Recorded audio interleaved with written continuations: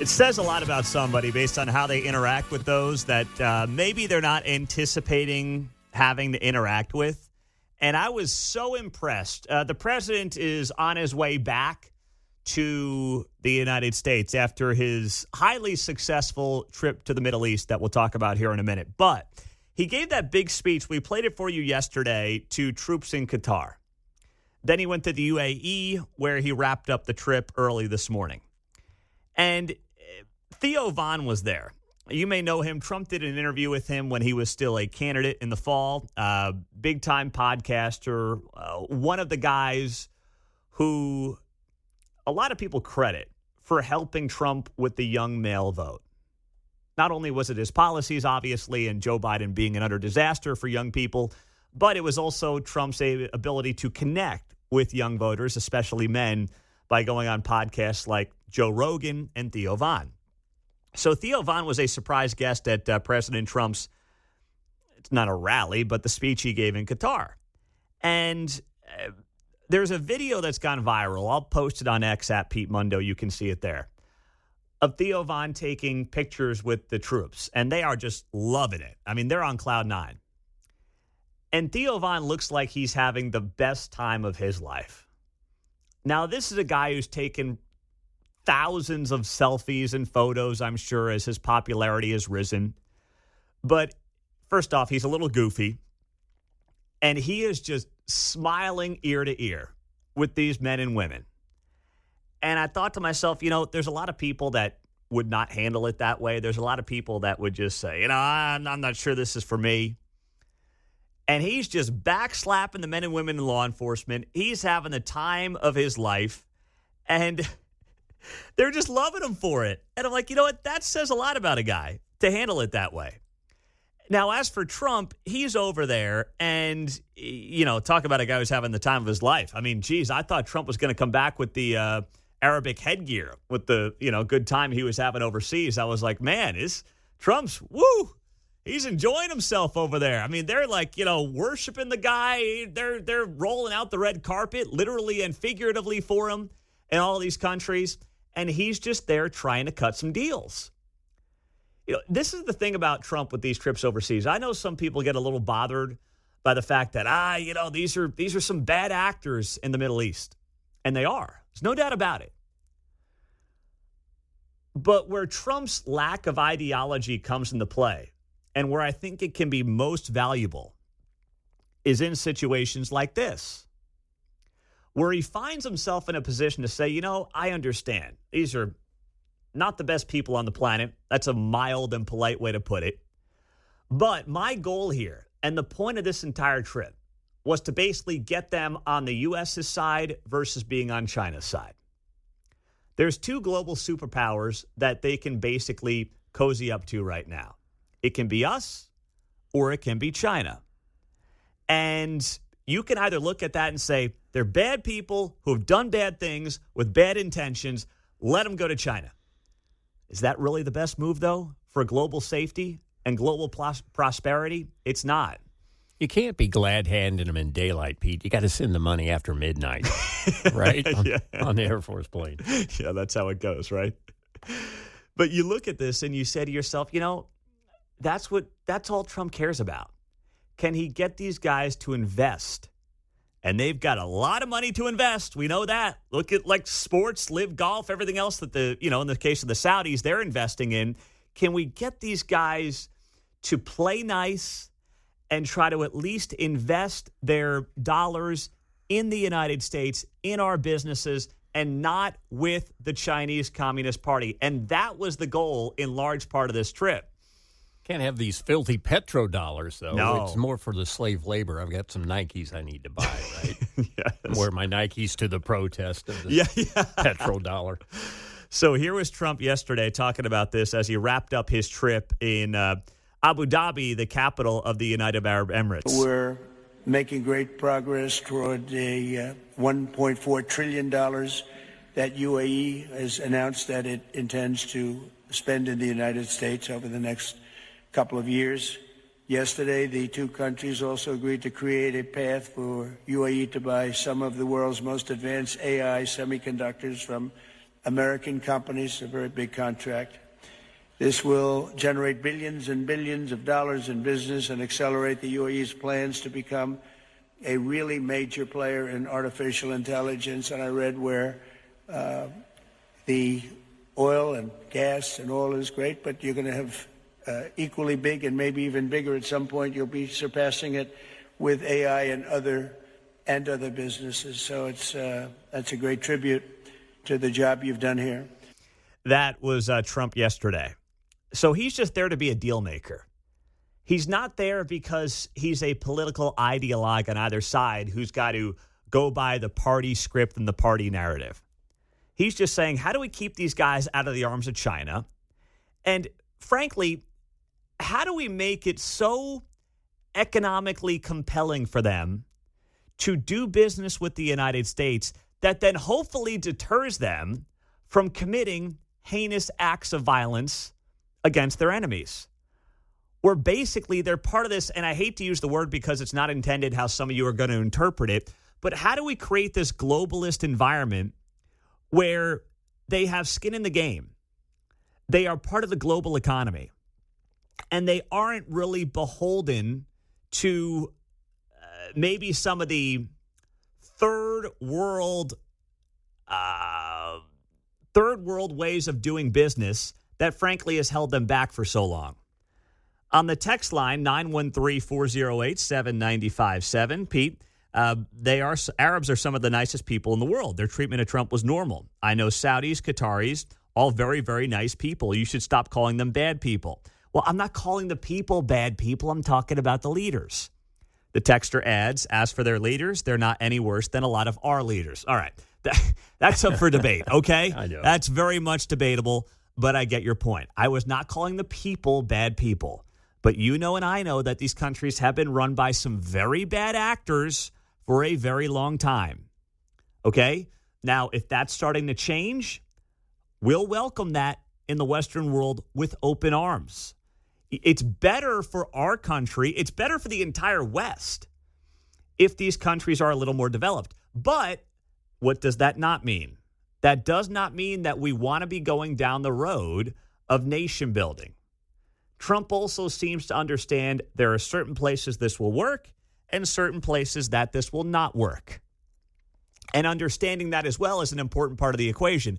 But if you can get the entire region to live in relative peace because there's economic incentive to do it, and that's what Trump was talking about. He's like, I want to make you guys even richer than you are. I want you to have a more diverse economy that's maybe less reliant on oil, and we can help you do that. That's why he was just talking there about the UAE and using our artificial intelligence companies to make them even wealthier. He's appealing to them as a businessman. And when you're a billionaire businessman and you've dealt with other billionaire businessmen, you speak their language. You know what makes them tick. And that's something that we've never had in the White House.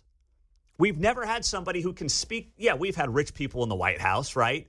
But when you talk about people who are not politicians, who are not driven by the ideological moment of their political party or the political class, and they're just talking mano a mano, guy to guy, businessman to businessman, billionaire to billionaire, it's a different conversation. And that's what Trump brings to the table.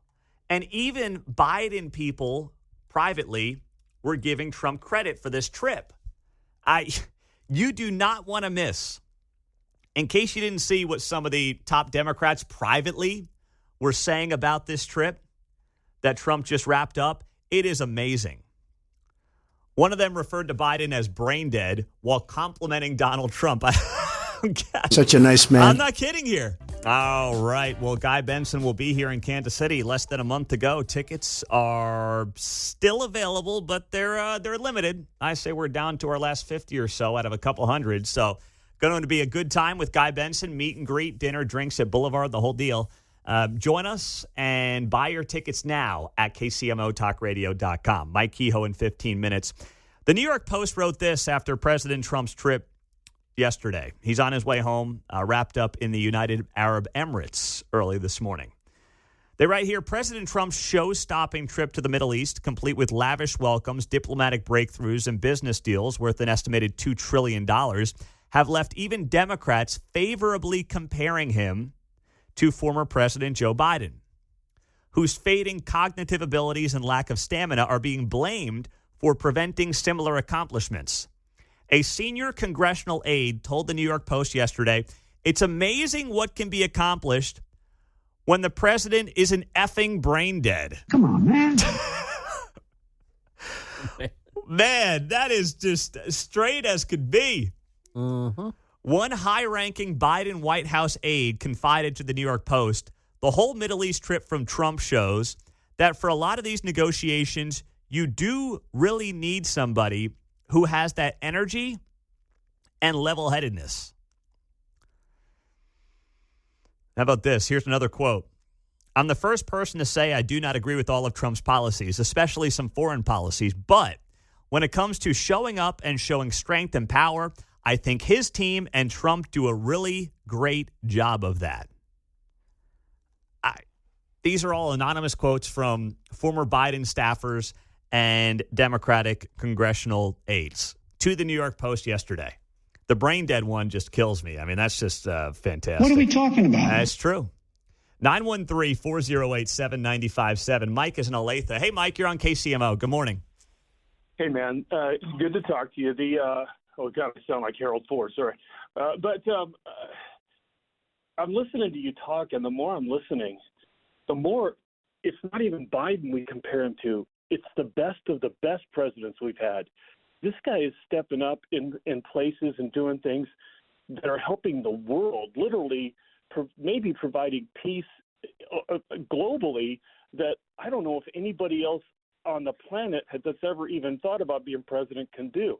He is a unique dude. I almost get emotional watching him not because of the fanfare, but because he literally is doing this, and he's not doing it necessarily for himself. He may be loving it, but what he's doing it for the billions of people that live on the planet, and it's mind-boggling.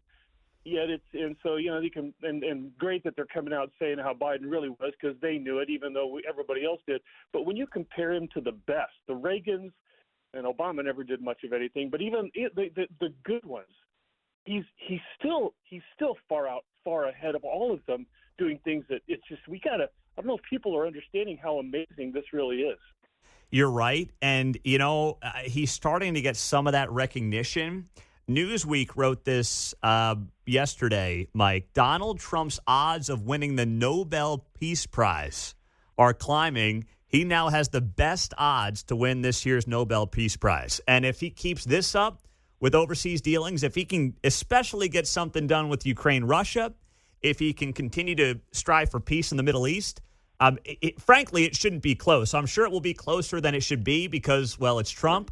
But he should win this thing running away. And he'll say he doesn't care about it, but deep down, Trump would like to win a Nobel Peace Prize. Yeah, he wants the legacy, but you know what? He's earning it. Let's put it that way. Yeah, I'm with you, Mike. Have a great weekend, my man. You're right. 913-408-7957. Some of you will scoff at that, but listen, Newsweek is no friendly publication to this guy at all. 4 U.S. presidents have won the Nobel Peace Prize. Teddy Roosevelt in 1906, Woodrow Wilson 1919, Jimmy Carter in 2002, and Obama in 2000. What did Obama win it for? I don't even remember.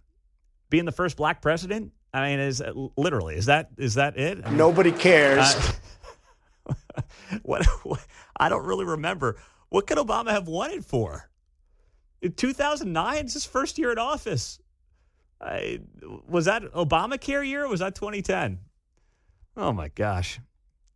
So he's up there right now. Trump's got the best odds, plus 650, 13-2 odds. Mark, you going to take that bet? You got a parlay maybe with Trump and the Nobel Peace Prize we can work out? Yeah, that seems like a good one. I mean, it's not great money if you're doing it as an individual bet. So, yeah, you got to parlay it with something. I know. You got to parlay like a 1-2 punch there or something like that and see what happens. The president's ahead of other nominees, including WikiLeaks founder Julian Assange. He is 7-1 odds, plus 700. And, there's a lot of people on that list. So we'll see. We'll have to watch it, and maybe Mark finds a parlay for us. I could do Trump winning the Man of the Year or Person of the Year, whatever you want to call it. Then I could do Chiefs futures Super Bowl winner, plus 700. Then that'll be a nice little parlay. So a Trump Nobel Peace Prize combined with a Chiefs Super Bowl There you go. in February. Yeah. You got to get a Taylor Swift angle in there. You got to figure out something. So we are going to talk to, in 10 minutes, Mike Kehoe. He is the governor of Missouri, and he will do his first interview here talking about what happened this week in Jefferson City. The news blew up on Tuesday that the state of Missouri and the legislature in their last week was looking to pass funding, state funding, for the 2 pro sports teams here in Kansas City. It would have also applied to the Cardinals, but the plan was to basically figure out a way the last week of session to get these 2 teams some state funding to keep them in the state of Missouri. And then it all blew up. It didn't work out. Why? What happened? A lot of behind-the-scenes infighting that has nothing to do with the actual issue of whether or not the state should help subsidize these 2 teams. It was about other legislation, abortion stuff, infrastructure funding, all these different things. But now the question becomes a simple one. Does this lack of movement drive these 2 teams to the state of Kansas? This morning, the Speaker of the House in Kansas, Dan Hawkins, was on KCMO. We had him on the show very early this morning at about 6:30. And here's the quote from Dan Hawkins on 95.7 FM. I don't think we're in a position to extend the Star Bond offer, which ends on June 30th. We still have 6 weeks to go, and we kind of expect to have a deal by the deadline. Dan Hawkins saying that right here on KCMO this morning. One of the leaders in Kansas expects to have a deal on the table for the Chiefs and the Royals. He says he thinks they can get both teams. We'll get Mike Kehoe's response to that next on 95.7 FM, KCMO.